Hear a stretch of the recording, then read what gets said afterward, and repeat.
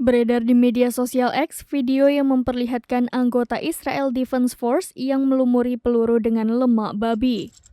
Diketahui IDF saat ini tengah memberikan serangan balasan secara habis-habisan usai digempur operasi gerilya pejuang Palestina Hamas di perbatasan Gaza. Konflik antara Israel dan Palestina saat ini tengah disoroti dunia nyata maupun dunia maya.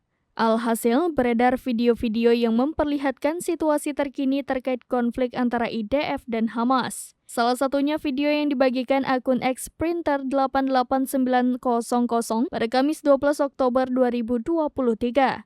Video tersebut memperlihatkan momen diduga tentara IDF melumuri lemak babi ke peluru-peluru yang akan digunakan untuk berperang. Tampak tentara pria yang mengenakan seragam tempur lengkap itu mengolesi peluru demi peluru dengan lemak babi.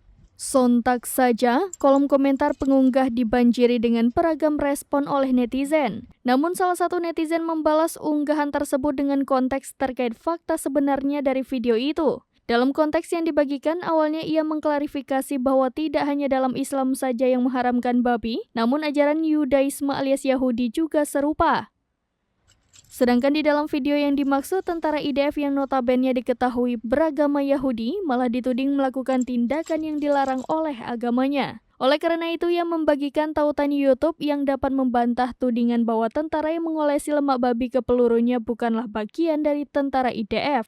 Ketika diklik, tautan tersebut kemudian mengarah pada akun YouTube @zenius2877 dan menampilkan sebuah video shorts.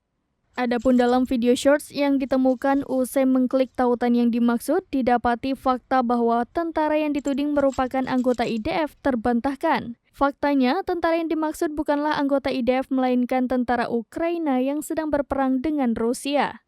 Diberitakan sebelumnya dalam perang Rusia kontra Ukraina, tentara Muslim dari Chechnya juga ikut bertempur membantu Rusia. Oleh sebab itu, tentara Ukraina kedapatan mengolesi lemak babi ke pelurunya untuk melawan tentara Muslim Chechnya. Setelah serambinews.com menelusuri lebih lanjut, didapati bahwa video short tersebut merupakan potongan dari video yang bersumber dari kanal YouTube Ukrainian National Guard yang merupakan video yang telah diunggah lebih dari 1 tahun lalu.